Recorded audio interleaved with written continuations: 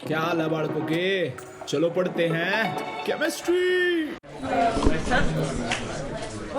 तो ठीक है भाई, शांत हो जाओ, अपनी क्लास स्टार्ट करते हैं। आज की क्लास में मैं आपको समझाने वाला हूँ मोल कंसेप्ट से रिलेटेड जितने भी क्वेश्चन हो सकते हैं। देखो, पहली बार मैं अपना एडीसी का क्वेश्चन बैंक लेके आया हूँ, मतलब कि जितने क्वेश्चन मैक्सिमम पॉसिबल मैं अपनी पेड क्लासेस में करवाता हूँ। यस, पेड क्लासेस में, और ये तो बिल्कुल फ्री है। यूट्यूब पे मैं शो कर रहा हूँ, मतलब सारा जितने भी क्वेश्चंस मैंने छांट छांट के इकट्ठे किए हैं वो मैं आपको समझाने वाला हूँ। मतलब यहाँ से करने के बाद कोई क्वेश्चन ऐसा बन ही नहीं सकता कि आप ना कर पाओ, क्योंकि हम मैक्सिमम पॉसिबल जितने क्वेश्चन बन सकते हैं हर एक कंसेप्ट के करने वाले हैं। ऐसा नहीं है कि कंसेप्ट आएगा और मैं आपको एक दो क्वेश्चंस करवा दूंगा, नहीं, जितने क्वेश्चन भी बन सकते हैं भाई, सारे के सारे हम इस लेक्चर में समझने वाले हैं। तो स्टार्ट करते हैं अपने मोल से। देखो, कैलकुलेशन ऑफ मोल्स हमको आनी चाहिए। आपको तीन चीजें हमारी केमिस्ट्री में आ सकती है, या तो आ सकता है वेट, या आ सकती है वॉल्यूम, या आ सकता है किसी चीज का नंबर। देखो, नंबर ऑफ स्पीशीज हो सकती है, number of ions, atom, molecule, या फिर आपसे नंबर ऑफ इलेक्ट्रॉन्स पूछ ले, प्रोटॉन पूछ ले, न्यूट्रॉन पूछ ले। तो इतनी सारी चीजें अपने माइक्रोस्कोपिक वर्ल्ड में, तो उनका नंबर हमको दे सकते हैं। अगर हमको देखो क्वांटिटी मेजर करनी होती है तो अपनी केमिस्ट्री में हम मोल में करते हैं। हो सकता है आपको सवाल में वेट दिया हो तो आपको वेट को चेंज करना आना चाहिए मोल में। अगर आपको क्वेश्चन में वॉल्यूम दी है तो वॉल्यूम को चेंज करना आना चाहिए मोल में। और आपको किसी चीज का नंबर दिया है तो उसको भी आपको चेंज करना आना चाहिए मोल में। तो सबसे पहली चीज हम चेंज करने वाले हैं अपनी मास को। देखो, तो आ जाते हैं अपनी स्लाइड नंबर 1 पे। तो यहाँ पे क्वेश्चन कुछ लिखा है, फाइंड नंबर ऑफ मोल्स इन, और देखो यहाँ पे टोटल 7 पार्ट्स हमको दिख रहे हैं। तो देखो, फर्स्ट दिया है हमको, सबसे पहले समझने यार फॉर्मूला। फॉर्मूला क्या हो सकता है? मैं फॉर्मूला सबसे टॉप पे अपना लिख रहा हूं। देखो, अगर मेरे को नंबर ऑफ मोल्स में स्मॉल n से डिनोट कर रहा हूं, अगर मेरे को मास गिवन है तो मास को मैं डिवाइड कर दूं अगर उसके मोलर मास से, तो मेरे को नंबर ऑफ मोल्स मिल जाएंगे। ठीक है, तो मैं स्टार्ट कर रहा हूं। देखो, सॉल्व करना। फर्स्ट पे दिया अपना डाई हाइड्रोजन। हाइड्रोजन का मास नंबर होता है 1, तो 2 हाइड्रोजन हो गए तो मास नंबर हो गया 2। अब देखो, यहाँ पे सिंगल हाइड्रोजन है, मास नंबर 1 होगा। हीलियम का मास नंबर 4 होता है। ठीक है, अगर आपको मास नंबर में थोड़ी सी प्रॉब्लम है तो मैं आपको एक लिस्ट दे दे रहा हूँ। देखो, यहाँ पे तो मैं लिख रहा हूँ अपने कंपाउंड, या फिर लिख सकते हैं एलिमेंट, और यहाँ पर मैं इनके लिख रहा हूँ मोलर मास।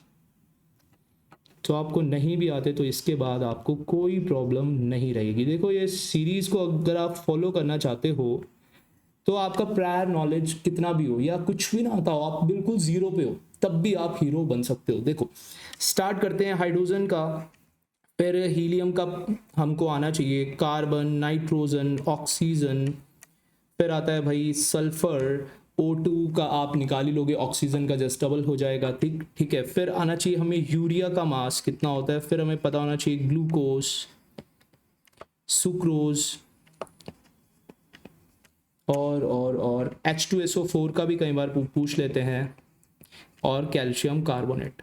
देखो, ये मैंने आपको जितने मेरे को याद आ रहे थे सबके मैंने बता दिए। देखो, हाइड्रोजन का होता है 1, हीलियम का होता है 4, कार्बन का हो जाता है अपने पास 12, नाइट्रोजन 14, ऑक्सीजन 16, सल्फर 32, यूरिया का होता है 60, ग्लूकोज का होता है 180, सुक्रोज का होता है 342, अपना H2SO4 का होता है 98, कैल्शियम कार्बोनेट का हो जाता है 100। अगर आपको इतने ये सभी मास नंबर अगर याद हो जाएंगे तो थोड़ा सा हेल्प हो सकता है हमारे क्वेश्चन सॉल्विंग में। चलो, अब जल्दी से क्वेश्चन सॉल्व करना स्टार्ट करते हैं।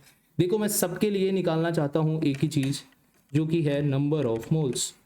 तो नंबर ऑफ मोल्स होता है मास बाय मोलर मास, ये तो हमने लिख ही लिया है।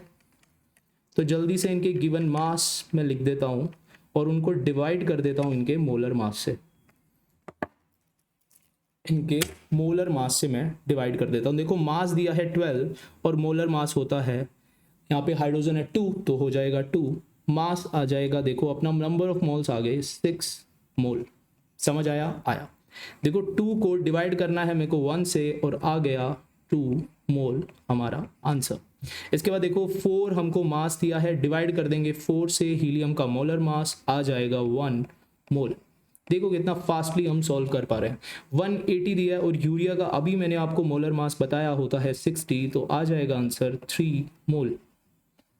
इसके बाद हमको दिया है 13.2, CO2 दिया है, देखो कार्बन का होता है 12, ऑक्सीजन का होता है हमारे पास 16 हो गया 32 प्लस 12 44। तो 44 से अगर मैं डिवाइड कर दूंगा तो 132 जाएगा 3 पे, लेकिन यहाँ पे डेसिमल है तो मैं लिखूंगा 0.3 मोल। इसके बाद हमको दिया है 24 मिलीग्राम। देखो भाई यहाँ पे ना स्मॉल एम, सभी हमको यहाँ से पहले दिए थे ग्राम में, यहाँ पे दिया है स्मॉल एम। स्मॉल एम का मतलब होता है मिली, मिली की जगह आप लिख सकते हो 10 की पावर -3, कहीं भी आपको मिली आ जाए तो आप 10 की पावर -3 लिख सकते हो। अब देखो मैं यहाँ पे ना मास की जगह मैंने 24 लिखा, लेकिन हमको तो पुट करना है ग्राम में, तो मैं मिली की जगह कुछ नहीं कर रहा, इंटू 10 की पावर -3 लिख रहा हूँ, और इसको मैं डिवाइड कर दूंगा O3। एक ऑक्सीजन का मास था 16, 3 ऑक्सीजन का मास हो जाएगा 16 इंटू 3 मतलब 48। और इसका आंसर हमको क्या मिल जाएगा, आप जल्दी से सोल्व करके मेरे को बता दो। बिल्कुल सही आंसर है 5 इंटू 10 की पावर -4 मोल हमको मिल गया।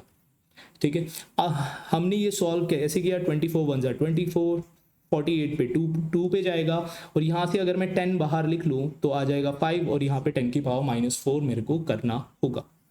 देखो नेक्स्ट हमको दिया है किलो। देखो कैपिटल के जैसे स्मॉल एम का मतलब होता है मिली, ऐसे ही कैपिटल के का मतलब होता है किलो।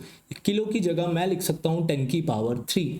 तो देखो मैंने कुछ नहीं किया, 1.6 लिखा, इंटू में 10 की पावर 3 किया और डिवाइड कर दिया। देखो सल्फर डाइऑक्साइड दिया, सल्फर का मास होता है 32, हमने यहाँ पे मास में लिखा भी है, देखो सल्फर इज 32, और सल्फर डाइऑक्साइड दिया है O2 का भी 32 ही हो जाएगा, 32 प्लस 32 इज 64।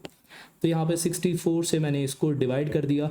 तो आपको पता है 16 को अगर मैं 4 से मल्टीप्लाई करता हूँ तो आ जाता है 64। तो यहाँ पे बन जाएगा देखो 1/40 इंटू 10 की पावर 3, और इसको मैं अगर फर्दर सॉल्व कर लेता हूँ तो कहीं ना कहीं 40 को अगर मैं 1000 से, देखो 1000 को 40 से अगर मैं डिवाइड करता हूँ तो कितने में जाएगा, 25। यस, तो यहाँ पे आ जाएगा आंसर 25 मोल। तो मेरे ख्याल से ये 7 क्वेश्चंस आपको समझ में आ गए हैं। चलते हैं अपनी नेक्स्ट स्लाइड पे। अब की बार देखो, पहले क्वेश्चन में हमसे मोल्स पूछे थे और हमको मास दिए थे। सेकंड क्वेश्चन में हमको मोल्स तो दिए हैं और मास हमसे पूछ लिया है। तो देखो फर्स्ट फॉर्मूला हमारा क्या था, number of moles is equal to mass by molar mass. अब की बार हमें मास निकालना है तो फॉर्मूला क्या हो जाएगा, number of moles into molar mass is equal to mass. तो मास का फॉर्मूला यहां से हमने निकाल लिया। देखो सबसे पहले मैं फॉर्मूला लिख रहा हूं, mass is equal to number of moles को अगर मैं मल्टीप्लाई कर दूं इसके मोलर मास से तो हमारे पास आ जाएगा इसका मास। देखो मोल तो हमको दिए ही हैं, इसका आंसर हो जाएगा मोल्स को जस्ट मैं मल्टीप्लाई कर रहा हूं, यहाँ पे NH3 दिया नाइट्रोजन 14 प्लस 7 इज 17। आप मल्टीप्लाई करके आंसर लिख सकते हैं। आंसर हमारा किस में आएगा, ग्राम में आएगा। देखो 0.25 को मैं किससे मल्टीप्लाई कर दूं, हीलियम, हीलियम के लिए मास होता है 4 तो आ जाएगा 1 ग्राम। आंसर आप कर सकते हो। देखो 5 मिली मोल्स दिए हैं, तो मैंने अभी आपको समझाया था मिली की जगह जस्ट हमको 10 की पावर -3 लिखना है। तो 10 की पावर -3 लिखा और CO2 के मोलर मास हो जाएगा 44। जितना भी आएगा आप आंसर लिख लेना, ग्राम में आपका आंसर आ जाएगा। यहाँ पे देखो लास्ट में हमको निकालना था मास, और मास हमने सभी निकाले हैं ग्राम में, लेकिन लास्ट क्वेश्चन में हमको बोला है कि इन केजी, मतलब हमको कैलकुलेशन अपने मास की केजी में करनी है। तो कुछ नहीं करना, जो अपना आंसर आएगा उसको जस्ट आपको 1000 से डिवाइड करना है तो आपका केजी में आंसर बन जाएगा। बहुत सिंपल है। देखो मैंने लिखा 20 मल्टीप्लाई कर दिया 48 से जो इसका मोलर मास था, और इसको मैंने डिवाइड कर दिया है 1000 से। तो ये आंसर मेरा ग्राम में ना होकर के किस में आएगा, केजी में।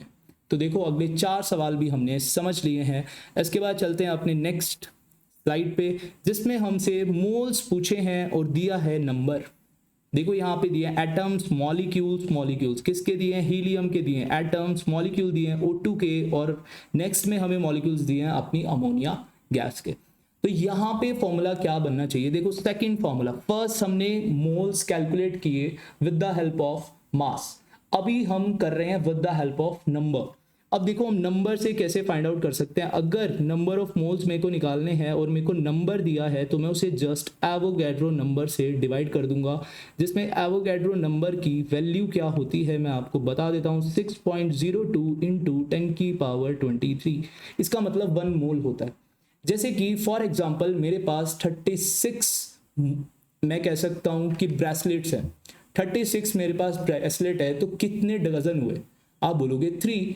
आपने क्या किया, आपने 36 को डिवाइड किया 12 से, तो जस्ट ये भी वही है, उस नंबर को मैं डिवाइड कर दूंगा जो हम निकाल रहे थे मोल। मोल का नंबर क्या होता है 6.02 इंटू 10 की पावर 23। तो देखो यहाँ में थोड़ा सा स्पेस मेरे को चाहिए, थोड़ा सा स्पेस हम जनरेट कर लेते हैं, उसके बाद हम अपने क्वेश्चन सॉल्व करना स्टार्ट करेंगे।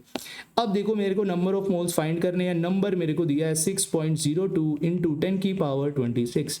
इसको मैं डिवाइड कर दूंगा 6.02 इंटू 10 की पावर 23। देखो 6.02 पूरा ही कैंसिल हो गया, और 23 को 26 से काटूंगा तो 10 की पावर 3 आ जाएगा। तो 10 की पावर 3 मोल्स, मतलब कि हमारे पास आ गए हैं 1000 मोल्स। फर्स्ट आपको समझ में आ गया है, तो नेक्स्ट 2 आप भी कर सकते हो, लेकिन मैं फास्टली सॉल्व कर देता हूं। देखो 3.01, एक ट्रिक भी मैं सिखाने वाला हूं। यहाँ पे क्वेश्चन नंबर 3 है जो हमारे पास, इसमें लोग बहुत कंफ्यूज होते हैं। देखो 6.02 इंटू 10 की पावर 23 से मैंने इसको डिवाइड कर दिया, और अगर मैं इसको 1 पे काटूं तो ये 2 पे कट गया, और आंसर आ गया मेरा।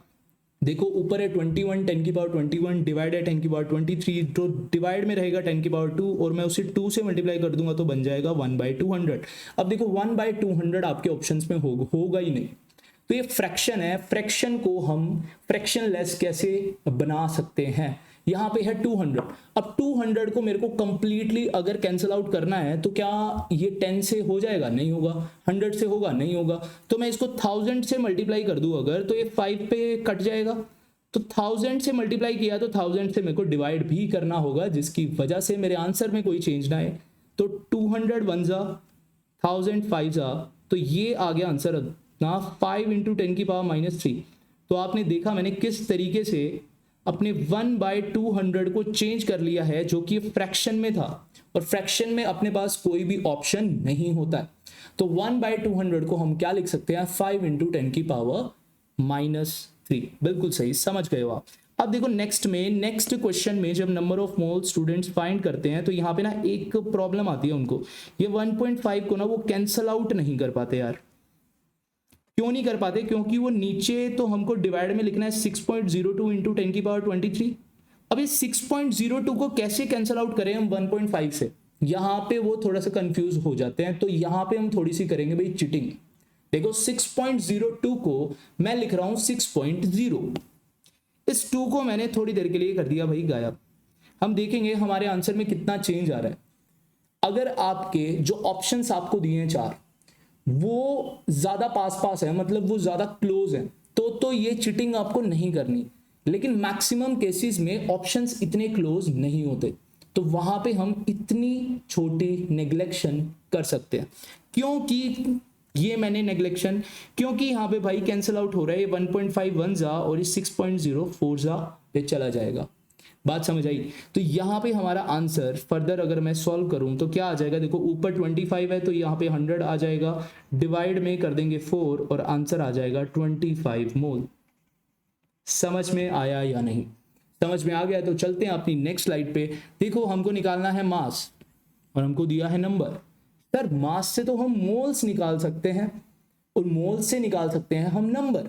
देखो अभी हमने with the help of number क्या निकाला? मोल्स। तो अगर मेरे पास नंबर हो और मेरे को मोल तो मैं फाइंड आउट कर लूंगा, लेकिन अगर मेरे पास मोल भी हो और 6.02 इस नंबर से, मतलब एवोगैड्रो नंबर से अगर मैं उसे मल्टीप्लाई कर दूं तो मेरे पास नंबर भी आ जाएगा। समझ में आया? तो कुछ नहीं करना, जो ये नंबर दिया है इसको तो पहले हमें मोल्स में कन्वर्ट करना है और मोल से फिर हम इसका मास फाइंड आउट कर देंगे। देखो अगर मेरे को मास फाइंड आउट करना है, मेरे को दिया है नंबर, उसको मैं डिवाइड कर रहा हूं एवोगैड्रो नंबर से और उसको मैं मल्टीप्लाई कर दूं अगर मोलर मास से। देखो जो ये नंबर बाय एवोगैड्रो नंबर है ये तो मोल्स आ गए, और मोल्स को अगर मैं मोलर मास से मल्टीप्लाई करता हूं तो मास आ जाएगा। ये तो हमने अभी सीखा है। बिल्कुल सही है, बिल्कुल सही है। तो मेरे को कुछ नहीं करना, मेरे को मास निकालने के लिए इस नंबर को डिवाइड करना है एवोगैड्रो नंबर से और इसके बाद इसको मल्टीप्लाई करना है मोलर मास से। मोलर मास किसका? जो क्वेश्चन में दिया हमको ओजोन दिया है O3 मोलर मास होता है 48 और यहाँ से जो आंसर आ रहा होगा वो हमारा आएगा ग्राम में। देखो 6.02 से 6.02 कैंसिल हो गया, ऊपर बच गया 100, तो आंसर आ गया 4800 ग्राम। समझ आया या नहीं? बिल्कुल सही, समझ आ गया आपको। देखो इसमें नेक्स्ट में भी मास निकालना है, हम निकाल सकते हैं। अब तो हम पायलट बन गए हैं, अब तो हम गाड़ी चला सकते हैं, हाँ या ना भाई? देखो थोड़ा सा यहाँ पे जगह की दिक्कत है तो हमने जगह क्रिएट कर ली। फिर हम लिखेंगे 6.02 इंटू 10 की पावर 23 और मल्टीप्लाई कर देंगे भाई 4 से। तो देखो यहाँ 3.01 कैंसिल हो गया 2 पे, तो ऊपर बच गया, नीचे बच गया 1/20 इंटू बच गया 4, तो 4 1 ज़ा 4, 4 5 ज़ा 20, तो 1/5 को मैं क्या लिख सकता हूँ? जल्दी से अब बता दो भाई। 1/5 को 10 से मल्टीप्लाई, 10 से डिवाइड, तो आंसर आ जाएगा 0.2 ग्राम। समझ में आ रहा है या नहीं? जल्दी से मेरे को बोल दो भाई। समझ आ रहा है? बिल्कुल सही। तो इसके बाद ये आपका हो गया भाई होमवर्क। ये बहुत इजी सा सवाल है, कोई ऐसा डिफरेंट नहीं है, सेम ही प्रोसेस हमको फॉलो करना है और आंसर आपको मिल जाएगा। चलते हैं नेक्स्ट स्लाइड पे। देखो भाई, इस तरह के क्वेश्चन आपको देखने को मिल सकते हैं। यहाँ पे दिया है 4.8 gram ozone sample is given, find करना है हमें number of molecules of ozone. Ozone के नंबर ऑफ मॉलिक्यूल्स, मतलब कि नंबर हमको फाइंड करना है। मास हमको दिया है तो मास से पहले फाइंड कर लेंगे मोल्स, और मोल्स को अगर मैं एवोगैड्रो नंबर से मल्टीप्लाई कर दूं तो आ जाएगा नंबर। कितना सिंपल है, देखो जल्दी से करते हैं। अभी हमारे पास नंबर ऑफ मॉलिक्यूल्स हमको निकालने हैं, तो पहले तो मैं फाइंड कर रहा हूं भाई इसके मोल्स आ जाएंगे। 4.8 को मोलर मास मतलब 48 से अगर मैं डिवाइड कर दूं तो 0.1 मोल आ गए। और अगर अब मैं नंबर निकालना चाहता हूं तो मैं क्या कर सकता हूं? 0.1 को एवोगैड्रो नंबर से मल्टीप्लाई कर सकता हूं, तो 0.1 Na इज द आंसर। अब हमको फाइंड करना है, देखो नंबर ऑफ एटम्स। सर यहां पे भी तो नंबर ही करा हमने फाइंड, लेकिन ये नंबर ऑफ मॉलिक्यूल किया है भाई फाइंड।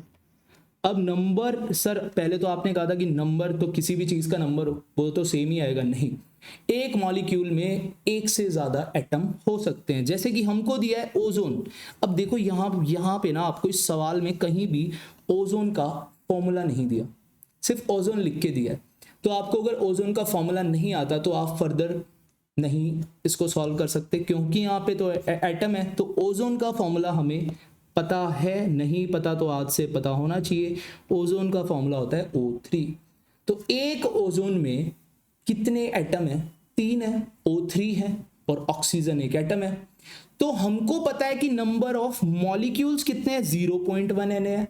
अब सोच के देखो, अगर नंबर ऑफ ओजोन मेरे पास 5 है तो नंबर ऑफ ऑक्सीजन कितने होंगे? एक ओजोन में 3 ऑक्सीजन है और 5 मेरे पास ओजोन है, तो 5 इंटू 3 कर दूंगा तो 15 ऑक्सीजन हो गए। ऐसे ही मेरे पास नंबर ऑफ ओजोन तो कितने हैं? 0.1 Na है, तो नंबर ऑफ एटम्स कितने आ जाएंगे? जब 0.1 Na मेरे पास ओजोन है और एक ओजोन में 3 है, तो आंसर कितना आ गया भाई? 0.3 Na। आप देखना आपके पास ऑप्शन अगर इसी में है यूं का यूं तो सही है, नहीं तो Na की वैल्यू पुट कर देंगे 6.02 इंटू 10 की पावर 23। मेरे ख्याल से ये सवाल भी आपको समझ में आ गया है। चलते हैं नेक्स्ट स्लाइड पे। यहाँ पे दिया 132 ग्राम ऑफ CO2, फाइंड करना है हमें number of moles, number of molecules, number of atom, number of oxygen atom, number of molecules of O2 and number of carbon atom. देखो भाई, एक सवाल के अंदर ही 6 क्वेश्चन हो रहे हैं। देखो 6 सवाल हो रहे हैं फर्दर। तो एक इंफॉर्मेशन है सिर्फ मास, और इतनी सारी चीजें मैं देखो किस तरीके से फाइंड कर देता हूं फटाफट। देखो सबसे पहले नंबर ऑफ मोल्स, मास हमको दिया है तो मोलर मास से अगर मैं इसको डिवाइड कर दूं, मास को अगर मैं मोलर मास CO2 44, तो आ जाएगा आंसर 3 मोल। यहां तक तो कोई प्रॉब्लम नहीं है। मोल्स आ गए हैं, मेरे को निकालना है नंबर ऑफ किसका नंबर? जिसका मास दिया है उसी का अगर नंबर पूछ ले तो कुछ नहीं करना, बस मोल की जगह Na लिख देना है। मतलब कि मोल्स को एवोगैड्रो नंबर से मल्टीप्लाई कर देना है। बहुत सिंपल सी चीज़ है। देखो नेक्स्ट है नंबर ऑफ एटम। अभी हमने सीखा जितने मॉलिक्यूल्स आए उसको मैं मल्टीप्लाई कर दूंगा, कितने एटम है इसके अंदर, कितने एटम है, 3 एटम है, 1 कार्बन है, 2 ऑक्सीजन है, तो टोटल हो गए 3। तो मैं 3Na को कुछ नहीं करना, मल्टीप्लाई करना है आपको 3 से और आपका आ जाएगा आंसर जो कि आ जाएगा 9Na। समझ में आया या नहीं? समझ में आ गया भाई, बिल्कुल सही है। अब देखो नेक्स्ट है अपने पास नंबर ऑफ ऑक्सीजन एटम। अब देखो भाई CO2 के अंदर ऑक्सीजन कितने हैं? 2 हैं। तो नंबर ऑफ CO2 जितने हैं 2 से मल्टीप्लाई कर दो। नंबर ऑफ CO2 कितने थे? 3Na। तो इसको मैं 2 से मल्टीप्लाई कर दूंगा तो ऑक्सीजन आ जाएंगे। कितने आ गए? 6Na। बहुत ही सिंपल। इसके बाद है भाई number of molecules of O2। CO2 के अंदर O2 कितने हैं? एक ही तो है, तो जितने CO2 होंगे उतने ही O2 होंगे। बहुत सिंपल है। और CO2 हमारे पास है 3Na, तो O2 भी कितने होंगे? 3Na। नेक्स्ट है हमारे पास नंबर ऑफ कार्बन एटम। एक CO2 में कितने कार्बन है? एक ही कार्बन है, तो जितने CO2 होंगे उतने ही कार्बन होंगे, तो 3Na। यहां भी आंसर सेम ही आ जाएगा। बहुत सिंपल सा सवाल था। अगर आपको मैं ज़्यादा फास्ट चल रहा हूं, अगर आपको कोई क्वेश्चन समझ नहीं आता है तो आप कमेंट कर सकते हो, ठीक है, मैं रिप्लाई दे दूंगा। इसके बाद चलते हैं नेक्स्ट स्लाइड पे। देखो बिल्कुल सिमिलर सा क्वेश्चन है नेक्स्ट भी। अगर ये आपको समझ में आ गया है तो नेक्स्ट करने में कोई भी प्रॉब्लम नहीं होगी। नेक्स्ट है, देखो हमको मास दिया है सल्फर डाइऑक्साइड का। नंबर ऑफ मोल्स पूछे हैं, number of molecules, number of atom, number of oxygen atom, number of molecules of O2 and number of sulphur atom. बिल्कुल ही सिमिलर सवाल है, जस्ट मैंने मॉलिक्यूल चेंज किया है और इसका मास चेंज किया है। अब हम इसको भी सॉल्व करना स्टार्ट करते हैं। नंबर ऑफ मोल्स सीधा सा 120 मतलब 12.8 को मैं डिवाइड कर दूंगा सल्फर डाइऑक्साइड। हमने मास कैलकुलेट किया था, अभी 64 होता है। कैसे होता है? सल्फर का था 32, ऑक्सीजन 16 प्लस 16 दो बार है ऑक्सीजन, तो हो गया 32 और 32 और 32 64। अब देखो 64, अब ये कट सकता था 64 वन जा और ये 2 पे कट सकता था, लेकिन एक डेसिमल है तो ये जाएगा 0.2 पे, तो आंसर आ जाएगा 0.2 मोल। अब हमें नंबर निकालना है। नंबर के लिए 0.2 जो मोल आया है उसको एवोगैड्रो नंबर से हम मल्टीप्लाई कर सकते हैं। अब आपको पता है कि number of atom sulphur dioxide में कितने एटम है? 3 एटम है, तो 0.2 Na को मैं 3 से मल्टीप्लाई कर दूंगा। बहुत सिंपल है। इसके बाद number of oxygen atom, sulphur dioxide में 2 ऑक्सीजन है, तो 0.2 Na को मैं किससे मल्टीप्लाई कर दूंगा? 2 से। बहुत ही सिंपल आंसर। इसके बाद है number of molecule of O2, मतलब कि O2 कितने हैं? सल्फर डाइऑक्साइड में 1 है, तो जितने सल्फर डाइऑक्साइड है उतने ही आ जाएंगे O2। और सेम फॉर सल्फर, एक सल्फर डाइऑक्साइड में एक ही सल्फर है, इसलिए मैंने 1 से इसको मल्टीप्लाई किया। मतलब कि जितने नंबर ऑफ मॉलिक्यूल्स हैं उतने ही नंबर ऑफ सल्फर एटम भी आ जाएंगे। इतनी चीज समझ में आई, तो चलते हैं अपनी नेक्स्ट स्लाइड पे। इसके बाद है देखो find number of atoms in 4.25 gram of NH3। देखो सबसे पहले निकालना है हमें नंबर ऑफ मोल्स। हमको दिया है 4.25। जल्दी से, मैं थोड़ा सा टाइम आपको दे रहा हूं, जल्दी से इसको सॉल्व करके मेरे को बता दो आंसर। ठीक है, ओके। इसके बाद देखो नंबर ऑफ एटम अगर हमसे फाइंड आउट करने के लिए बोला है तो पहले तो निकालना पड़ेगा हमें नंबर ऑफ मोल्स, फिर आएंगे नंबर ऑफ मॉलिक्यूल्स, क्योंकि जिसका वेट दिया है वो तो मॉलिक्यूल है ना। और फर्दर जाके हम डिवाइड करेंगे तो इसके अंदर 4 एटम है, 1 नाइट्रोजन है और इसमें 3 हाइड्रोजन है, तो 4 एटम है, तो इंटू करेंगे 4। अब देखो मेरे को फाइंड करना है इसका मोल्स। मोल्स तो इसके आ जाएंगे 4.25 डिवाइड में 17। अब मेरे को फाइंड करना है इसका नंबर। अब नंबर किसका आएगा? नंबर ऑफ मॉलिक्यूल्स का। अब नंबर ऑफ मॉलिक्यूल्स कितने आ जाएंगे? जितने मोल आए थे 4.25 डिवाइड में 17 इनटू में आ जाएगा एवोगैड्रो नंबर। और अब अगर मेरे को नंबर ऑफ एटम्स फाइंड करने हैं, देखो फिर से स्पेस का थोड़ा सा इशू हो गया है, तो मैं रीसाइज करके इसको थोड़ा छोटा कर देता हूँ। आई होप आपको दिख तो रहा ही है, सही है।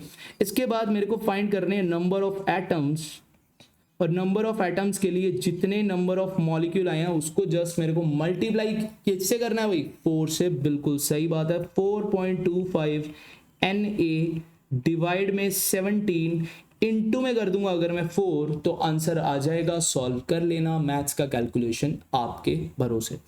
अब नंबर ऑफ हाइड्रोजन एटम कितने होंगे। देखो जितने इसके अंदर मॉलिक्यूल आए हैं, अब मैं थोड़ा सा कैलकुलेशन तो कर ही लेते हैं। देखो अगर मैं इसको थोड़ा सॉल्व करूंगा तो नंबर ऑफ एटम्स आ जाएंगे मेरे पास Na एटम्स, क्योंकि मैं इसको 4.25 को 2 से मल्टीप्लाई करता हूं तो कितना बनता है 8.5 को एक और बार 2 से मल्टीप्लाई करता हूं तो बनता है 17। अब देखो 4.25 को अगर मैं 4 से मल्टीप्लाई करूंगा तो बनेगा 17। तो अगर इसको मैं एक ही दम से काट दूं और आंसर आ जाएगा Na एटम्स। समझ आया, थोड़ा सा मैंने सॉल्व कर लिया है। और इसको भी अगर मैं करूंगा तो 1/4 आ जाएगा, जिसको मैं लिख सकता हूं 0.25 Na, मतलब कि इतने तो आ गए भाई मॉलिक्यूल 0.25 Na, और नंबर ऑफ एटम्स कितने आ गए Na एटम्स, मतलब कि इसको मल्टीप्लाई 4 कर दिया।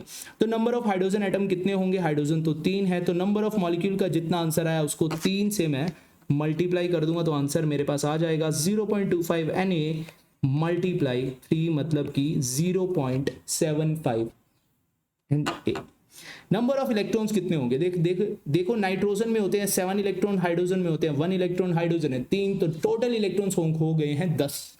तो एक मॉलिक्यूल में 10 इलेक्ट्रॉन है, तो सभी मॉलिक्यूल्स में कितने होंगे, जितने मॉलिक्यूल हैं उसको 10 से मल्टीप्लाई कर दो, मतलब कि आंसर आ जाएगा 2.5 Na इलेक्ट्रॉन्स। समझ आ रहा है, बिल्कुल समझ आ रहा है। अब नंबर ऑफ प्रोटॉन कितने होंगे, देखो अपने इलेक्ट्रॉन पे होता है नेगेटिव चार्ज, प्रोटॉन पे होता है पॉजिटिव चार्ज, और इसके ऊपर कोई चार्ज नहीं है, न्यूट्रल है। और न्यूट्रल का मतलब क्या होता है, जितना पॉजिटिव चार्ज है उतना ही नेगेटिव चार्ज होगा, मतलब कि जितने नंबर ऑफ इलेक्ट्रॉन्स हैं उतने ही नंबर ऑफ प्रोटॉन होंगे अगर कोई भी चार्ज नहीं है तो देखो इलेक्ट्रॉन का आंसर हमने निकाल लिया है, तो प्रोटॉन का आंसर भी सेम ही हो जाएगा। समझ आया, समझ आया। अब इसके बाद आता है भाई न्यूट्रॉन। हमको पता है हाइड्रोजन में कोई भी न्यूट्रॉन नहीं होता, हाइड्रोजन के अंदर एक प्रोटॉन होता है, एक इलेक्ट्रॉन होता है, और न्यूट्रॉन होते हैं 0। तो सिर्फ नाइट्रोजन में ही होंगे प्रोटॉन, मतलब न्यूट्रॉन 7 होंगे, हाइड्रोजन में 0 होंगे, तो 7 + 0 = 7। तो 7 को मल्टीप्लाई करेगा नंबर ऑफ मॉलिक्यूल से, नंबर ऑफ मॉलिक्यूल थे 0.25 Na, और इसको मैं इंटू कर दूंगा 7, तो आ जाएगा अपना नंबर ऑफ न्यूट्रॉन। बहुत ही इंपॉर्टेंट है, जेई एडवांस में काफी बार सवाल आते हैं भाई, number of electrons, number of proton और नंबर ऑफ न्यूट्रॉन के। तो अगर आप जेई एडवांस की तैयारी कर रहे हो तो ये वाले टाइप का क्वेश्चन आने की बहुत संभावना है भाई, आने के चांस बहुत ही ज्यादा है। ओके, तो चलते हैं नेक्स्ट स्लाइड पे। देखो हमारे पास नेक्स्ट आ गया, देखो इसमें तो था NH3 था न्यूट्रल, लेकिन अगर कोई चार्ज आ जाए तो उसके अंदर इलेक्ट्रॉन, प्रोटॉन, न्यूट्रॉन हम कैसे फाइंड करेंगे। अब आ गया है हमारे पास NH4 पॉजिटिव, मतलब कि चार्ज वाला, तो इसको कैसे कर सकते हैं, चलिए देखते हैं। देखो हमसे सबसे पहला सवाल पूछा इसने, टोटल एटम कितने होंगे। अब देखो मास दिया है, मास से डायरेक्ट एटम पे तो जा नहीं सकते। अब देखो मैं डायरेक्ट ही कर रहा हूं, पहले तो इस 3.6 को मेरे को डिवाइड करना पड़ेगा इसके मोलर मास से। मोलर मास कितना आ जाएगा, नाइट्रोजन का होता है 14 प्लस हाइड्रोजन है 4, तो आ जाएगा 18। देखो 3.6 से 18 दिया है, ये आ गया। अब मल्टीप्लाई कर दूं इसे एवोगैड्रो नंबर से, तो आ जाएंगे नंबर ऑफ मॉलिक्यूल्स, मतलब कि नंबर ऑफ मॉलिक्यूल्स तो नहीं बोलेंगे, इसको बोलेंगे ammonium ion, number of ions. अब हमको निकालना है टोटल एटम, एटम कितने हैं इसमें 5 है, तो इसको मल्टीप्लाई कर दूं अगर मैं 5 से, तो अपना आ जाएगा आंसर। अब देखो 18 जाएगा 2 पे जाएगा, अब ये 0.2 होगा, 0.2 को अगर 5 से करता हूं तो 1 आ जाएगा, तो Na एटम्स आ जाएगा हमारा इसका आंसर। इसके बाद पूछा है नंबर ऑफ हाइड्रोजन एटम, तो नंबर ऑफ मॉलिक्यूल्स कितने थे 0.2 Na इंटू 5 किया ना, जब हमको एटम चाहिए तो इंटू 5 करने से पहले ये क्या होगा, नंबर ऑफ मॉलिक्यूल मतलब नंबर ऑफ आयन। तो नंबर ऑफ आयन के अंदर हाइड्रोजन कितने 4 है, तो 0.2 Na को अगर मैं 4 से मल्टीप्लाई कर दूंगा तो आ जाएंगे हाइड्रोजन एटम। अब देखो भाई नंबर ऑफ इलेक्ट्रॉन पे आ गए, सबसे इंपॉर्टेंट पार्ट है ये 3, electron, proton, neutron, JEE advance, ठीक है। तो इलेक्ट्रॉन कितने होंगे इसमें, चलिए फाइंड करते हैं। देखो NH4, वैसे अगर इस पे कोई भी पॉजिटिव चार्ज नहीं होता तो कितने होते, तो होते नाइट्रोजन में 7 सर, हाइड्रोजन में होते 4। अब एक पॉजिटिव का मतलब है एक इलेक्ट्रॉन रिमूव हो गया है, एक इलेक्ट्रॉन रिमूव हो गया तो -1। 7 + 4 कितना आता 11, 11 में से 1 गया 10। तो 10 आ गए हैं अपने नंबर ऑफ इलेक्ट्रॉन्स। तो जितने मॉलिक्यूल थे, मॉलिक्यूल कितने थे 0.2 Na, उसको मल्टीप्लाई कर देंगे 10 से तो आ जाएंगे नंबर ऑफ इलेक्ट्रॉन, जितने आ जाएंगे 2 Na इलेक्ट्रॉन्स हमारे पास आ गए हैं।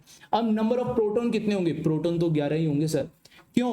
क्योंकि जब 10 का नेगेटिव चार्ज था और जब 11 का पॉजिटिव चार्ज आएगा तभी तो नेट इसमें से 1 पॉजिटिव आ पाएगा। 10 नेगेटिव 10 पॉजिटिव को कैंसिल आउट करेगा और 1 पॉजिटिव बच जाएगा। बात समझ आई या नहीं? बात समझ आ गई। इसके बाद देखो भाई 0.2 Na को मैं किससे मल्टीप्लाई कर दूंगा 11 से, समझ में आ गया। तो आंसर क्या आ जाएगा 2.2 Na प्रोटॉन्स आ गए हैं हमारे पास। समझ आई बात या नहीं? समझ आ गई। इसके बाद है नंबर ऑफ न्यूट्रॉन। न्यूट्रॉन तो आपको पता है हाइड्रोजन में कोई होता ही नहीं, तो सिर्फ नाइट्रोजन में होंगे 7 होंगे। तो हम नंबर ऑफ आयंस जितने आए थे 0.2 Na उसको मल्टीप्लाई कर देंगे 7 से, तो 7 2 14, तो 1.4 Na न्यूट्रॉन्स आ जाएंगे इसके पास। समझ आया या नहीं? बहुत ही ज़्यादा इंपॉर्टेंट सवाल है, बहुत ही ज़्यादा डिफिकल्ट सवाल है, मैं तो आपको बहुत इजी तरीके से समझा रहा हूँ। ठीक है, चलते हैं नेक्स्ट स्लाइड पे, नेक्स्ट सवाल पे। देखो भाई नेक्स्ट सवाल आ गया अपने पास 3.42 ग्राम, मतलब कि मास दिया है, किसका दिया है सुक्रोज का दिया है, as given find number of molecules of sucrose. तो डायरेक्टली नंबर ऑफ मॉलिक्यूल्स पूछ लिया है, हमको कुछ नहीं करना, पहले करेंगे मोल्स। मोल्स कैसे करेंगे, 3.42 को अगर मैं डिवाइड कर दूं 342 जो कि इसका मोलर मास है और उसको मैं मल्टीप्लाई कर दूं Na से, तो डायरेक्ट आ जाएंगे नंबर ऑफ मॉलिक्यूल्स। तो इसको मैं देखो काटता तो ये 1 पे कट जाता, बट यहाँ पे पॉइंट है तो 0.01 पे कट जाएगा, तो 0.01 Na हमारे पास नंबर ऑफ मॉलिक्यूल आ गए हैं। नंबर ऑफ कार्बन एटम कितने होते हैं, अब देखो सुक्रोज का अगर तुम्हें फॉर्मूला नहीं आता तो अब तुम आगे प्रोसीड नहीं कर सकते। देखो अगेन हमको नाम दिया है, तो सुक्रोज का फॉर्मूला आना बहुत जरूरी है। अगर आपको आता है तो बहुत अच्छी बात है, अगर नहीं आता तो आज के बाद आ ही जाएगा, C12H22O11।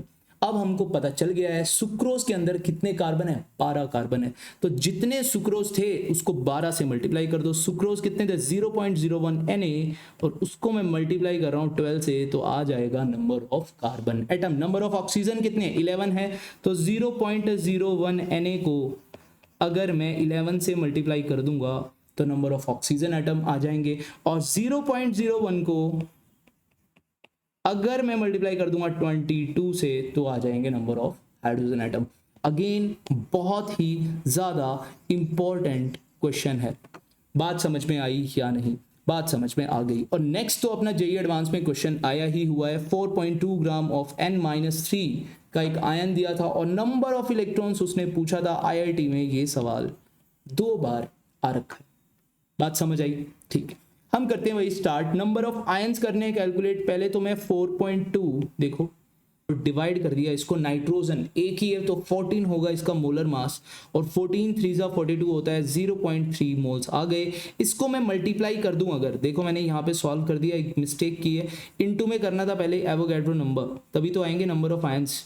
ठीक है, तो 0.3 Na हमारा आंसर आ गया। इसके बाद करने नंबर ऑफ इलेक्ट्रॉन्स। देखो नाइट्रोजन में होते हैं 7 और 7 में 3 ऐड कर दूंगा तो हो जाएंगे 10 इलेक्ट्रॉन्स।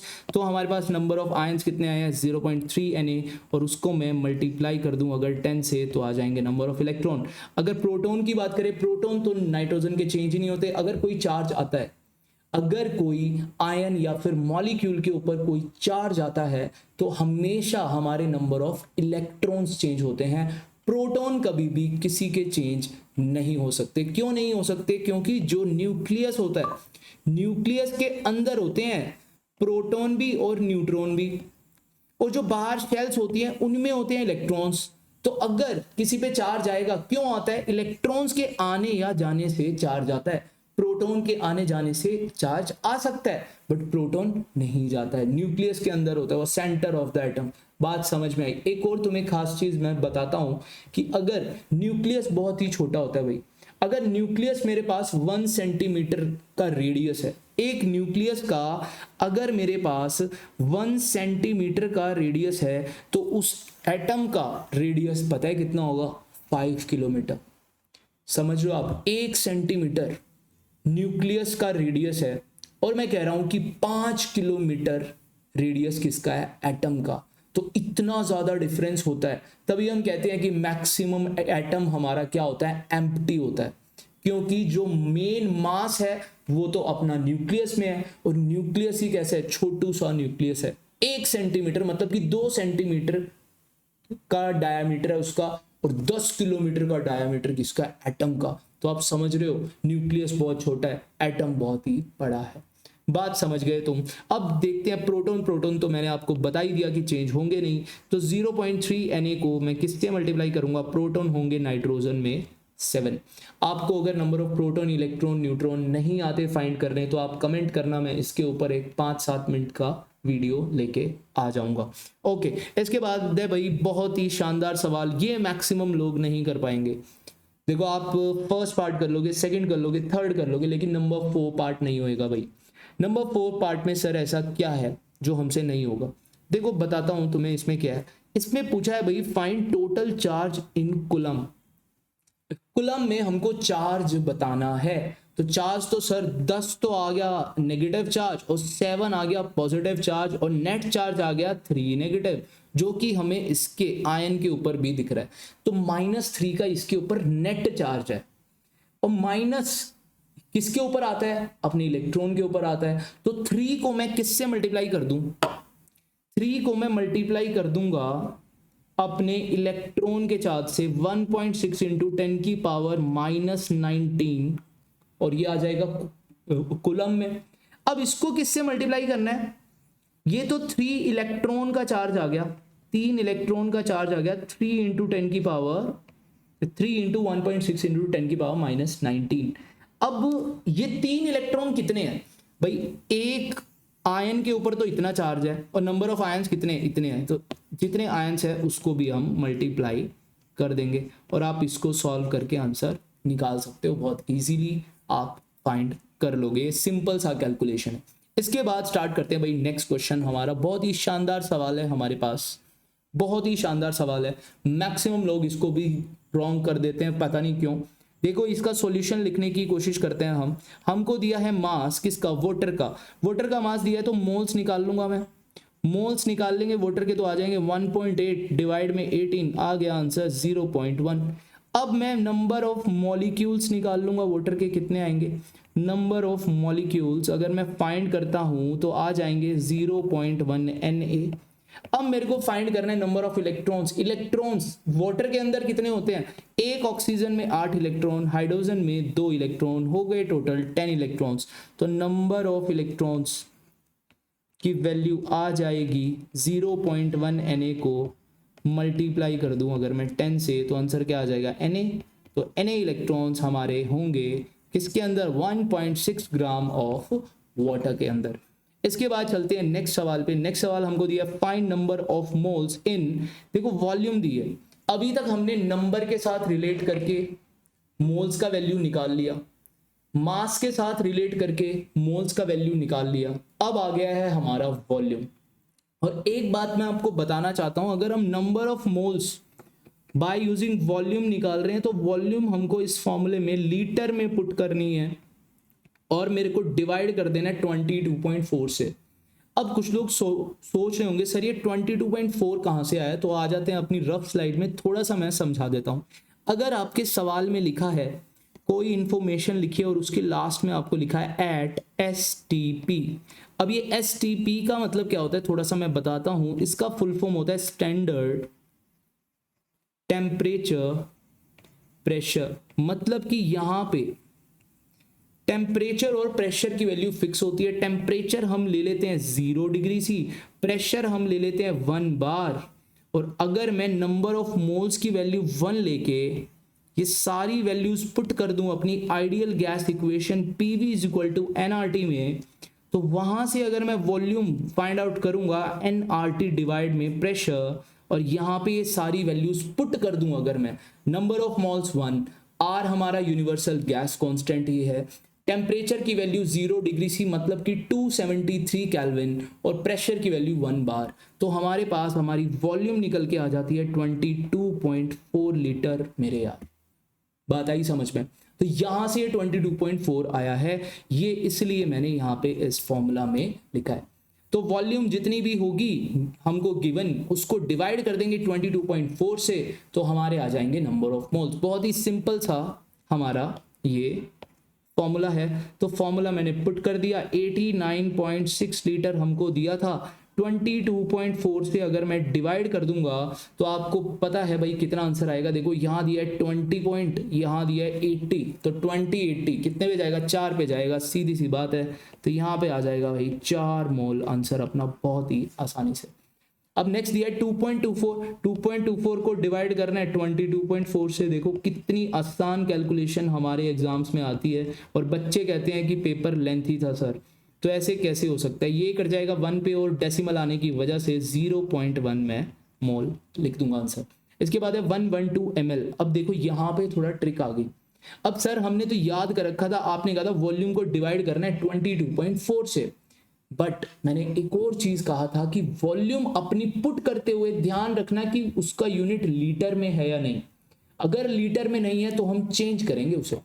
अब यहाँ पे किसमें दिया, मिलीलीटर में, तो मिलीलीटर को लीटर में चेंज करने के लिए 1000 से डिवाइड कर दो। तो यहाँ पे देखो मैं लिख सकता हूं number of moles is equal to 112 multiply 10 की पावर -3, क्योंकि मैं डिवाइड कर रहा हूं 1000 से, और डिवाइड कर दूंगा मैं इसे 22.4 से। देखो सर यहाँ पे क्या मोलर मास का काम नहीं है, नहीं, मास अगर दिया हो तभी मोलर मास चाहिए, अगर नंबर दिया है तो भी मोलर मास वगैरह कुछ नहीं चाहिए। तो यहाँ पे देख रहे हो आप, यहाँ पे डाई हाइड्रोजन गैस थी, उससे मेरे को कोई लेना देना नहीं है। यहाँ पे ओजोन गैस थी, उससे भी मेरे को कोई लेना देना नहीं है। कोई भी गैस हो कैलकुलेशन में, तो गैस की हम हेल्प ही नहीं ले रहे, क्योंकि कोई भी गैस आ जाए, अगर मैं उसकी 1 मोल क्वांटिटी ले लूं, प्लीज ध्यान से सुनना ये चीज, अगर मैं कोई भी गैस ले लूं, बेशक से डाई हाइड्रोजन गैस लिया, मीथेन गैस लिया, अमोनिया गैस लिया, हमने नाइट्रोजन गैस लिया, कोई भी गैस लिया है, और उसकी क्वांटिटी 1 मोल है, तो उसका वॉल्यूम 22.4 लीटर ही आएगा। मतलब कि मोल अगर फिक्स है तो गैस का वॉल्यूम भी फिक्स हो जाता है। तो वॉल्यूम सिर्फ नंबर ऑफ मोल्स पे ही डिपेंड कर रही होती है गैसेस की। मैं सॉलिड या लिक्विड की बात यहाँ पे नहीं कर रहा हूं, वहां पे मास रिलेटेड होगा, मास पे डिपेंड करेंगी, लेकिन गैसेस के लिए कोई मास डिपेंडेंट नहीं होता। अगर नंबर ऑफ मोल सेम है तो हमारा वॉल्यूम भी सेम आएगा, मोलर मास डिपेंडेंट नहीं है। देख ठीक है भाई, बात समझ में आ गई है हमें। अब देखो इसको अगर मैं काटना चाहूं तो 112 1 जा, और ये इस पे 2 पे कट रहा है, पर एक डेसिमल है तो मैं लिखूंगा 0.2। तो यहाँ पे मैं लिख सकता हूं 10 × 10 की पावर -4 है ना, यहाँ से मैं 10 ले आया एक बाहर, तो 10 की पावर -4 लगाया, और डिवाइड में कर दिया मैंने 0.2। अब 0.2 को अगर मैं काटना चाहता हूं तो ये 5 पे कट जाता, पर यहाँ पे 10 है तो ये 50 पे कटेगा, तो इसका आंसर आ गया 5 × 10 की पावर -3, क्या आ गए, मोल्स। समझ में आया किस तरीके से मैंने फटाफट ये कैलकुलेशन कर दी। इसके बाद आ जाते हैं नेक्स्ट स्लाइड पे। यहाँ पे दिया है भाई 56 cc of sulphur dioxide gas.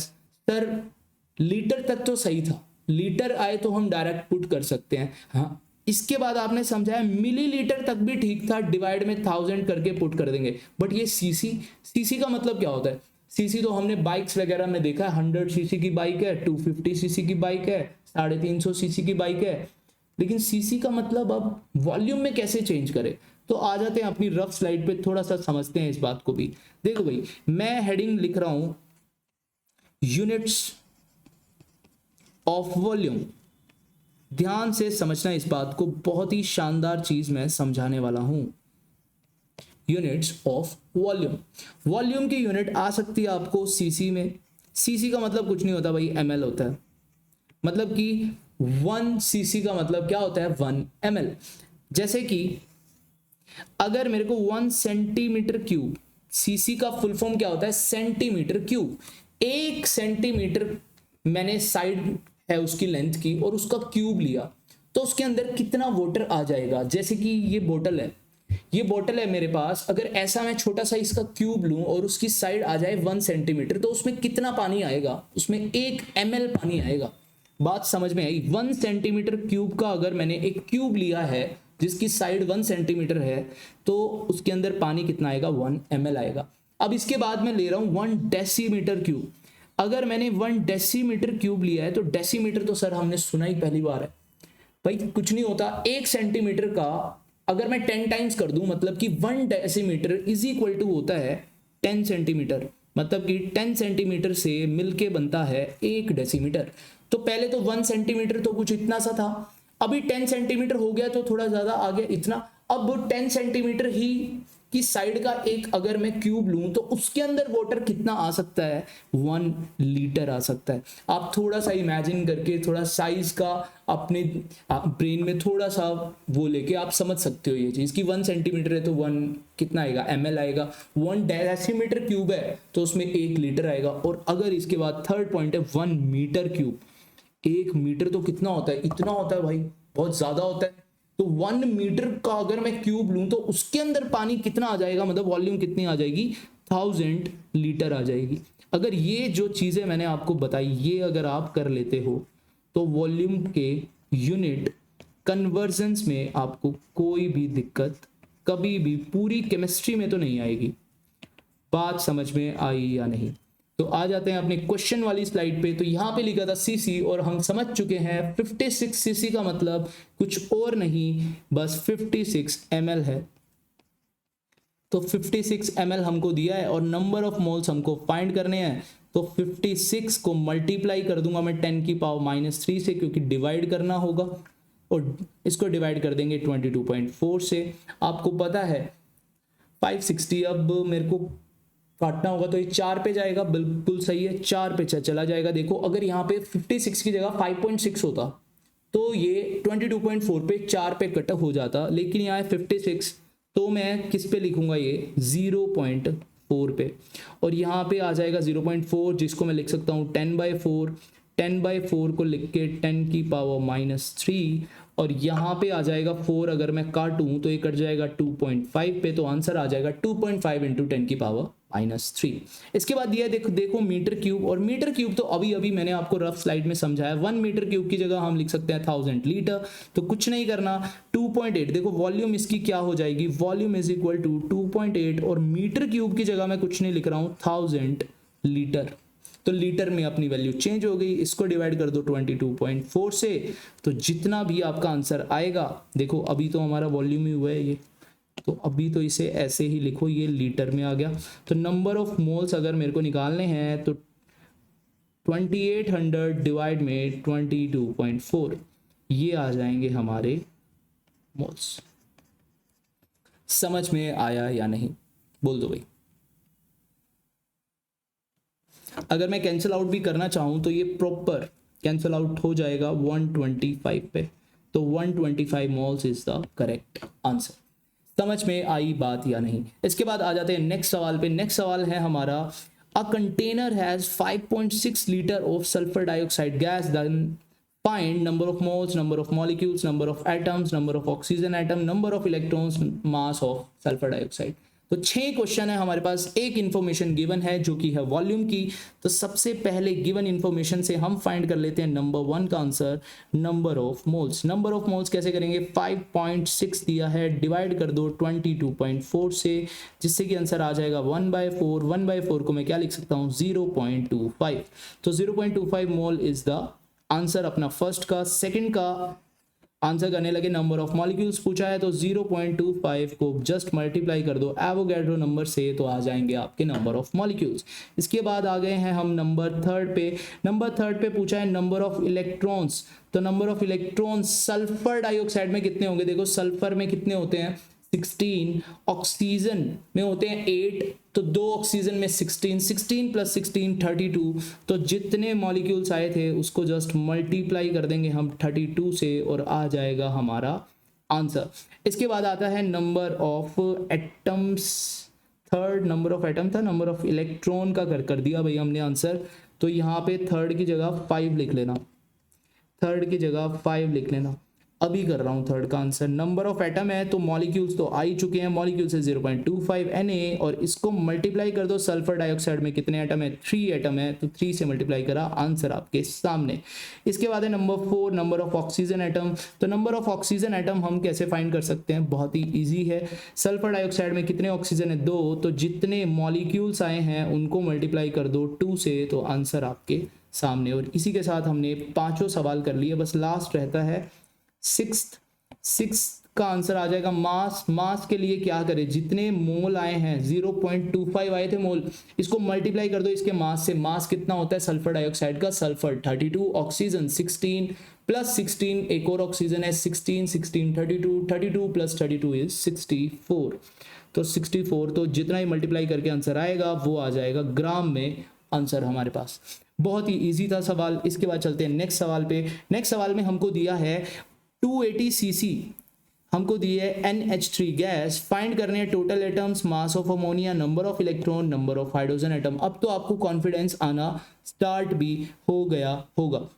देखो अभी अगर मैं इसमें नंबर ऑफ मोल्स फाइंड करूं, टोटल एटम करने हैं फाइंड, तो सबसे पहले तो 280 इंटू लिखा मैंने 10 की पावर -3, क्योंकि ये सीसी में है, हमको लीटर में चेंज करना है। सीसी का मतलब होता है मिलीलीटर, मिलीलीटर को चेंज करने के लिए 1000 से डिवाइड कर देंगे अगर हम चाहते हैं इसको लीटर में चेंज करना।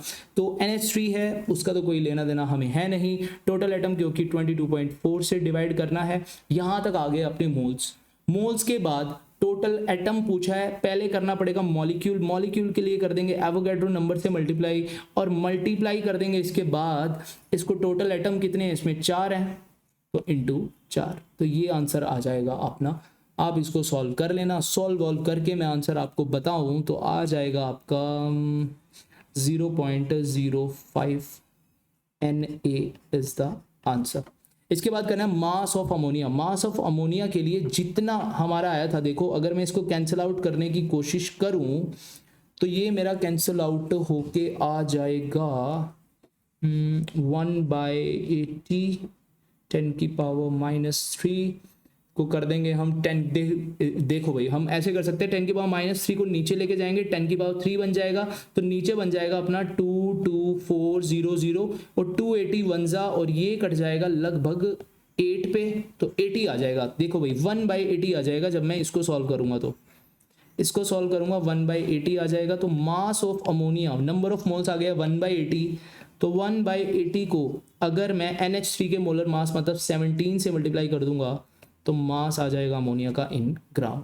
नंबर ऑफ इलेक्ट्रॉन्स कितने होंगे, नंबर ऑफ इलेक्ट्रॉन आ जाएंगे, देखो जितने मॉलिक्यूल्स थे, मॉलिक्यूल्स का आंसर है यहाँ तक, तो 1/80 इंटू Na, मतलब कि Na/80, तो अपने पास नंबर ऑफ मॉलिक्यूल्स थे।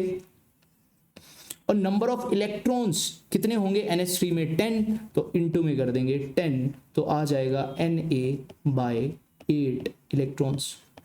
समझ आया। नंबर ऑफ हाइड्रोजन एटम कितने हैं, तो जितने मॉलिक्यूल्स थे Na/80 अपने पास मॉलिक्यूल्स आए हैं। हाइड्रोजन एटम कितने हैं, अमोनिया में 3 है, तो इंटू कर दूंगा 3, तो ये आ जाएगा अपने पास नंबर ऑफ हाइड्रोजन एटम। चलते हैं आगे, करते हैं नेक्स्ट सवाल। हमारे पास दिया है 1 cc। देखो ये तो आपको होमवर्क ही दूंगा मैं, वैसे मैं समझा देता हूँ ऊपर से।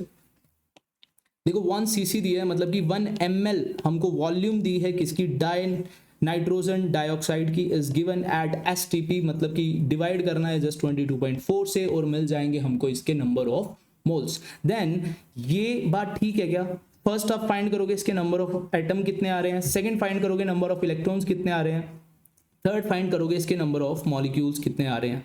अगर इतनी चीज़ें आप फाइंड कर दोगे, देखो नंबर ऑफ वो तो कितने आ जाएंगे, 1 × 10 की पावर -3 कर दिया, ये लीटर में आ गया 22.4। ये तो आगे इसके मोल्स को कर दो Na से, अपन मल्टीप्लाई कर देंगे, मल्टीप्लाई कर दिया 10 की पावर -3 को नीचे लेके जाऊंगा तो 22400 बन जाएगा, और इंटू Na, मतलब कि मॉलिक्यूल्स की वैल्यू सही है, मॉलिक्यूल्स की वैल्यू सही है, इंटू में कर देंगे कितने इसमें नाइट्रोजन डाइऑक्साइड में कितने इलेक्ट्रॉन्स हैं, नाइट्रोजन में आ जाएंगे 7, ऑक्सीजन में आ जाएंगे 8 + 8 + 7, 8 + 8 इज 16, 16 + 7 4 3 23, तो 23 से अगर मैं इस वैल्यू को मल्टीप्लाई कर दूंगा तो आप निकाल के देखना, मतलब मॉलिक्यूल्स तो मैंने निकाल ही दिए सही है, और मैं आपको बता रहा हूँ कि ये चारों ही आंसर सही है। तो एक बार मैं चाहता हूँ कि नंबर ऑफ एटम्स आप निकाल के देखो, नंबर ऑफ इलेक्ट्रॉन्स भी आप निकाल के देखो और नंबर ऑफ मॉलिक्यूल्स भी आप निकाल के एक बार देख लो। बहुत सिंपल सा है, हमने ऐसे टाइप के बहुत सारे सवाल कर लिए हैं। तो चलते हैं नेक्स्ट सवाल पे। A gas has a density, density हमें दी है 1.6 ग्राम पर लीटर दी है। देखो यूनिट्स हमेशा हमको देखते हुए चलनी है। अगर यूनिट्स को आप स्किप करते हो, ऐसा क्या है, सिर्फ नंबर, बहुत सारे स्टूडेंट है यूनिट्स को इग्नोर करते हैं, बस नंबर को आगे वाले को देख के उसी को सॉल्व करते रहते हैं। तो यूनिट्स को अगर आप ध्यान नहीं दोगे तो बहुत सारी चीज़ों में आप पीछे रह जाओगे और आपका आंसर पक्का 100% गलत ही आएगा। ठीक है, then find out volume of 1 mole of gas. अरे ये तो बहुत ही आसान सवाल है, सर ने अभी कहा था volume of 1 mole of gas. जब क्वांटिटी 1 मोल ली है तो गैस तो कोई भी हो, गैस इसने मेरे को बताई भी नहीं है। गैस का सिर्फ डेंसिटी हमको पता है, लेकिन हमको पता है 1 मोल कोई भी गैस हो। आप लिख लो, स्टार मार्क डाल के एक नोट में लिख लो, note volume of 1 mole of any gas is equal to 22.4 litre. तो इसका भी आंसर क्या आ जाएगा, 22.4 लीटर। इतनी बात समझ में आई या नहीं? इसके बाद पूछा है mass of 1 mole of gas. देखो 1 मोल गैस का मास क्या होगा। देखो हमको 1 मोल का मास, 1 मोल में कितना होता है, 22.4 लीटर होता है, ये तो हमें पता है। अब इसने बताया है कि डेंसिटी को यूज करेंगे। देखो डेंसिटी की वैल्यू हमको दी है 1.6 ग्राम पर लीटर। बात समझ आई? मतलब कि 1 लीटर के अंदर वो गैस प्रेजेंट है 1.6 ग्राम। अगर मैं 22.4 लीटर के लिए कैलकुलेट कर लूं तो क्या उसका मास नहीं आ जाएगा? मास नहीं आ जाएगा क्या? तो देखो हम डेंसिटी का फॉर्मूला यहां पे पुट कर रहे हैं। डेंसिटी का फॉर्मूला होता है density is equal to mass by volume, और मास हमको फाइंड करना है तो मास का फॉर्मूला हो जाएगा डेंसिटी इनटू वॉल्यूम। डेंसिटी कितनी है, 1.6 ग्राम पर लीटर। अब देखना मैं यूनिट कह रहा था ना, यूनिट अब काम आएगी, इंटू 22.4, और ये वैल्यू किस में होती है, लीटर में। तो लीटर से लीटर कैंसिल हुआ तो 1.6 इंटू 22.4 जब मैं करूंगा तो आंसर आएगा 35.84। ये किस में आएगा, अपना ग्राम में आएगा आंसर। अगर अभी देखो कई बार हमें डेंसिटी दी होती है 1.6 ग्राम पर ml में, अगर यहां पे भी सवाल में ml में दिया होता तो हम इस 22.4 जो कि लीटर में वैल्यू थी इसको भी ml में ही पुट करते, जिससे कि ml से ml होता कैंसिल और अपना आंसर किस में आता, सिर्फ ग्राम में। तो इसलिए मैं कहता हूं हमेशा कि यूनिट्स पे ध्यान देना सबसे ज्यादा जरूरी है जब आप सॉल्व कर रहे हो फिजिकल केमिस्ट्री। बात समझ में आई या नहीं? और इसके बाद मेरा पर्सनल फेवरेट सवाल लेके आ रहा हूं मैं, देखो ध्यान से। एन अननोन गैस, देखो गैस का नाम हमको नहीं बताया, हमको दी है सिर्फ उसकी डेंसिटी, सिर्फ गैस की डेंसिटी दी है हमें, और पूछ लिया कि गैस कौन सी है, तो हम कैसे कर रहे होंगे। देखो बहुत ही शानदार सवाल है, सिर्फ डेंसिटी की वैल्यू दी है और हमको बताना है कि ये गैस कौन सी है, तो ऐसे हम कैसे फाइंड कर सकते हैं। देखो ये तो पूरा सिंपल, ऐसे क्या सर याद रखेंगे क्या किसकी डेंसिटी कौन सी है, नहीं, हमको याद नहीं रखना। मैं आपको सिखा रहा हूं किस तरीके से फाइंड करते हैं भाई, पर्सनल फेवरेट सवाल है ये मेरा। ठीक है, डेंसिटी हमें दी है 1.96 ग्राम पर लीटर, तो सेम मैं यहां पे भी कर रहा हूं। देखो 1 लीटर में कितनी प्रेजेंट है, 1 लीटर में ये गैस प्रेजेंट है 1.96 ग्राम, तो मैं जस्ट निकाल रहा हूं ये 22.4 लीटर में कितनी प्रेजेंट होगी, 1.96 मल्टीप्लाई 22.4, ये लगभग आपका आ जाएगा 44। देखो मैंने क्या किया, सर आपके पास डेंसिटी थी, आपने वॉल्यूम से मल्टीप्लाई कर दिया तो आपके पास मास आ गया। बात तो सही है, लेकिन ये मैंने 22.4 से क्यों किया, यहाँ पे 1 लीटर से मैं 22.4 पे क्यों आया? क्योंकि 22.4 अपना 1 मोल के लिए होता है। 1 मोल का वॉल्यूम होता है 22.4 और 1 मोल का मास कितना होता है? जितना उसका मोलर मास होता है। देखो मैं रफ शीट पे आ रहा हूं आपको लेके, देखो ध्यान से समझा रहा हूं, बहुत ही शानदार कंसेप्ट है। अगर ये कंसेप्ट आ गया ना भाई, आधा मोल कंसेप्ट समझ आ जाएगा। देखो मैंने लिखा मास, मैं लिख रहा हूं मास ऑफ 1 हाइड्रोजन एटम। एक हाइड्रोजन एटम का मास होता है 1 AMU। सिंपल है, सिंपल है। अब देखो मैं मास लिख रहा हूं mass of 1 mole hydrogen atom, मतलब अब मैंने कितना लिया है? 1 मोल हाइड्रोजन का मास कितना होगा? 1 ही होगा, लेकिन AMU की जगह क्या आ जाएगा? ग्राम आ जाएगा। बात समझ आई? बात समझ आई? जैसे कि अभी देखो मास में लिख रहा हूं मास ऑफ 1 CO2 मॉलिक्यूल, मतलब कि CO2 का मॉलिक्यूल लिया, कितने लिए? एक ही लिया है। तो मैं कौन से लेवल पे हूं? एटॉमिक लेवल की बात कर रहा हूं मैं। एटॉमिक लेवल पे अपनी मास की यूनिट क्या होती है? एटॉमिक मास यूनिट, मतलब कि बहुत छोटी, बहुत ही छोटी, वो हमें दिखेगी भी नहीं। मतलब कि एक CO2 मॉलिक्यूल का मास कितना होता है? 44 AMU। और अगर मैं मास ऑफ 1 मोल CO2 का देखूं तो 44 ही आएगा, लेकिन AMU की जगह क्या आ जाएगा? ग्राम। मतलब कि मैं किसी की भी 1 मोल क्वांटिटी अगर मैं ले रहा हूं तो मोलर मास, जो मास नंबर है वो तो सेम ही है, बस यूनिट चेंज हो जा रही है। तो यहां पे भी मैंने यही चीज की है। देखो अगर मैं क्वेश्चन वाली स्लाइड में आ गए हैं हम, अब समझे कि मैंने 1 मोल के लिए क्यों कैलकुलेट किया। क्योंकि जैसे ही मैं 1 मोल में आता हूं वैसे ही जो ये नंबर आएगा 44 आया तो ये ग्राम में है, लेकिन जो ये 44 है ये इसका मास नंबर होगा। और आप जानते हो 44 मास नंबर किसका है? CO2 का है। तो इस तरीके से हम आंसर तक पहुंच गए। सिर्फ हमको डेंसिटी दी थी और हमने फाइंड कर लिया कौन सी गैस है। बहुत ही शानदार कंसेप्ट है भाई ये। समझ में आया या नहीं? मैंने 22.4 से ही क्यों मल्टीप्लाई किया? क्योंकि मैं 1 मोल की कैलकुलेशन करना चाहता था।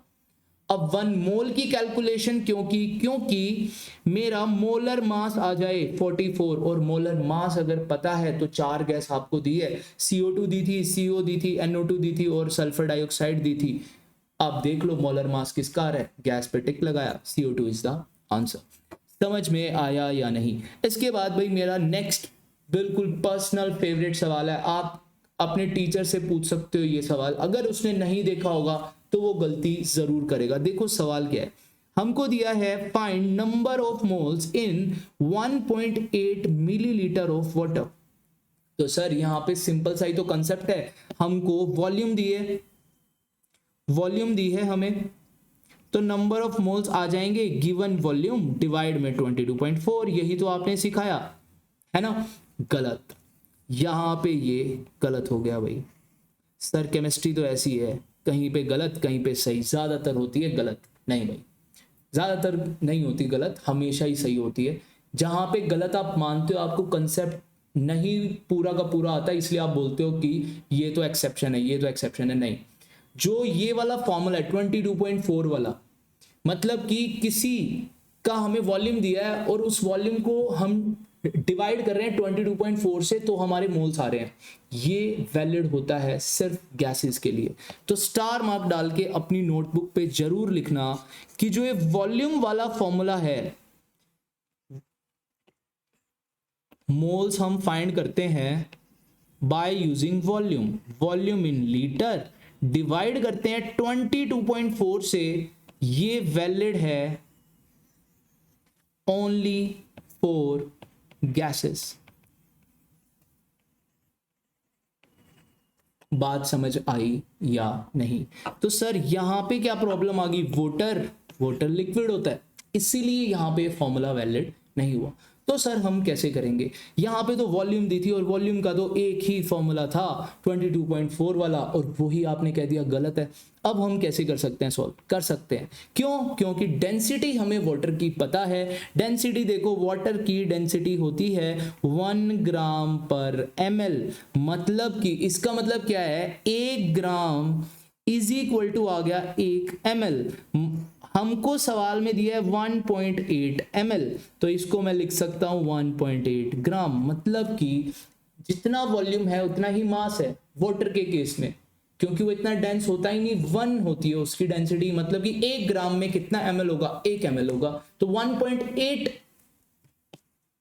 हम 1.8 मिलीलीटर में कितने ग्राम होंगे, 1.8 ग्राम होगा। अब हम मास वाला फॉर्मूला लगा सकते हैं, तो मोल्स यहां से आ जाएंगे मास बाय मोलर मास, और आंसर आ जाएगा 0.1 मोल। समझ में आया? बहुत ही शानदार सवाल था भाई, इंपॉर्टेंट मार्क मैं इसको कर रहा हूं, क्योंकि मैक्सिमम स्टूडेंट्स यही गलती कर देंगे, और जो कि ये गलत है, गलत है, गलत है।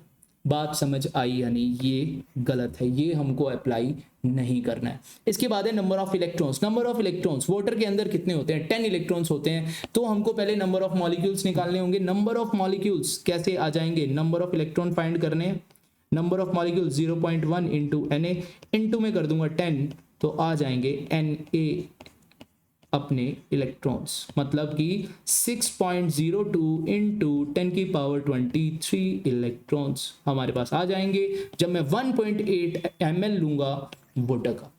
समझ में आया क्वेश्चन या नहीं? चलते हैं अपने नेक्स्ट सवाल पे। नेक्स्ट सवाल है, unknown gas having mass 8 gram is present in a container 44.8 litre, find unknown gas. Unknown gas कौन सी हमको फाइंड करना है, और नंबर ऑफ एटम्स भी फाइंड करने हैं। जल्दी से सोचो किस तरीके से हम ये सॉल्व कर सकते हैं, फिर मैं आपको सिखाऊंगा। हो गया? हो गया।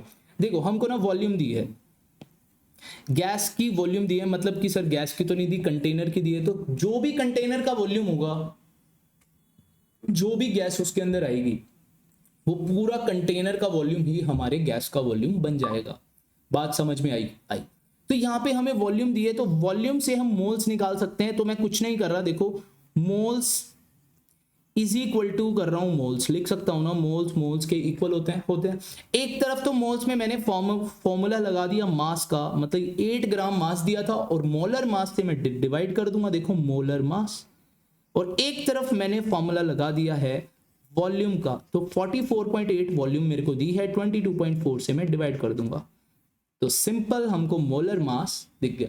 देखो भाई आपको एक ट्रिक सिखा रहा हूं, कभी भी आपको गैस फाइंड करनी हो कौन सी है, तो गैस सीधी कैसे फाइंड कर लोगे, आप नहीं कर सकते, लेकिन अगर उसका मोलर मास आप फाइंड कर लो तो आप गैस फाइंड कर सकते हो। तो कभी भी आपको सवाल आए कि फाइंड द अननोन गैस, तो आप समझना फाइंड द मोलिकुलर मास, तो आपको वो क्वेश्चन थोड़ा सा इजी लगेगा। समझ आई बात? समझ आई, बिल्कुल सही है। तो यहां से हम सॉल्व कर सकते हैं, 22.4 1 पे कट गया, ये 2 पे कट गया, मोलर मास यहां आ गया, तो मोलर मास हमारे पास निकल के आ गया 8/2, जो कि होता है 4। अब मोलर मास 4 किसका, हीलियम का। कितना आसान था भाई, हीलियम गैस हमारी आ गई है फर्स्ट का आंसर। सेकंड है नंबर ऑफ एटम्स कितने होंगे। अब देखो मोल्स आ गए हैं 2, तो नंबर ऑफ मॉलिक्यूल्स आ जाएंगे 2 Na, और हीलियम में तो एक ही एटम होता है, तो इसका आंसर क्या आ जाएगा अपना 2Na। बात समझ आई या नहीं? बोल दो भाई, बात समझ आई या नहीं? इसके बाद आ जाते हैं नेक्स्ट स्लाइड पे। नेक्स्ट स्लाइड है हमारे पास 2.2 ग्राम हमको दिया है, 2.2 gram of an unknown gas is present in a container of 1.12 liter, then unknown gas is। यहां पे भी सेम ही चीज दी है, देखो मास दिया है, वॉल्यूम दी है, और अननोन गैस हमसे पूछी है। बिल्कुल सेम सवाल है, जल्दी से कर दो सॉल्व, मैं वेट कर रहा हूं आपका, जल्दी से सॉल्व कर दो यार। हो जाएगा, हो जाएगा। देखो moles is equal two moles रखा मैंने, एक साइड तो लगा दिया मास का फॉर्मूला, तो मोलर मास से डिवाइड कर दिया, एक तरफ लगा दिया 1.12 लीटर, तो 22.4 से डिवाइड कर दिया, ये जाएगा 1 पे, ये जाएगा 2 पे। अब ये 2 पे जाता क्या, नहीं ये 20 पे जाएगा क्योंकि डेसिमल वाली चीज़ है, आप देख लेना। तो यहाँ पे 2.2 को अगर मैं 20 से मल्टीप्लाई कर दूँ तो मोलर मास आ रहा है अपना 2.2 को अगर मैं 20 से मल्टीप्लाई कर दूँ जो कि आ जाएगा 44। तो 44 आप मास देखोगे, CO2 का भी 44 ही आता है, N2O का भी 44 ही आता है। तो बहुत A and C is the correct option. तो आज की क्लास में हम इतना ही करेंगे, इसके बाद आएगा नेक्स्ट लेक्चर जिसमें हम बाकी के रेस्ट ऑफ द क्वेश्चन समझ रहे होंगे। देखो मैं आपको दिखा देता हूँ, क्वेश्चंस बहुत सारे हैं हमारे पास। अभी हमने किए हैं भाई इतनी स्लाइड्स, देखो बस बहुत थोड़ी स्लाइड की है।